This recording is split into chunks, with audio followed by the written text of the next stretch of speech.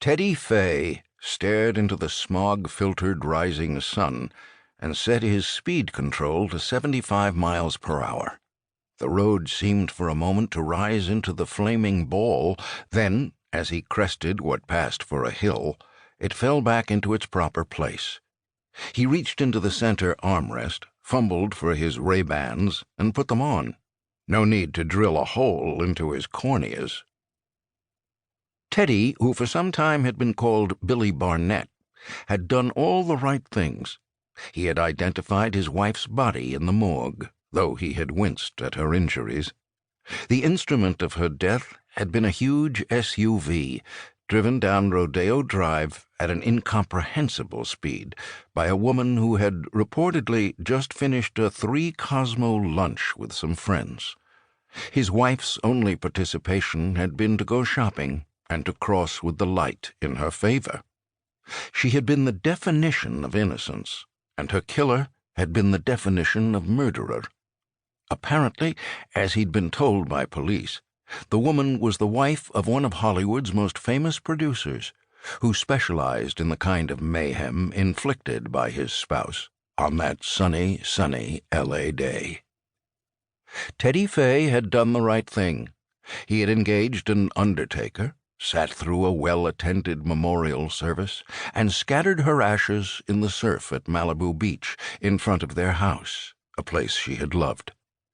He had asked Peter Barrington, for whom he worked, to be relieved of his duties on a film he was scheduled to produce, and had been told to take all the time he needed.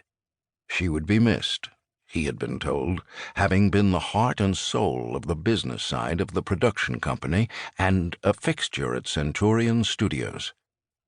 Teddy had then packed a couple of bags, tossed them into the rear of his new Porsche Cayenne Turbo, which had, seemingly of its own accord, found its way onto I-40 pointed east, toward Oklahoma City. The car may have known the way, but Teddy had no idea where he was going. An hour after sunrise, Teddy surprised himself by feeling hungry. He had not eaten for nearly 2 days. He got off the interstate and found a small-town diner. He didn't know which town, and ate a big breakfast. He gassed up and got back onto I-40. He passed exits to places with familiar names, but none of them had any life for him. He spent the night in a motel and continued at dawn the next day. He was in the western outskirts of Albuquerque when he saw a sign for Santa Fe. The name resonated for Teddy. He had visited, even lived there, when he had been on the run from most of the law and intelligence services in the United States. He took I-25 north. It might be a nicer place, since he had been presidentially pardoned for his many sins, more than the president knew about, but all covered.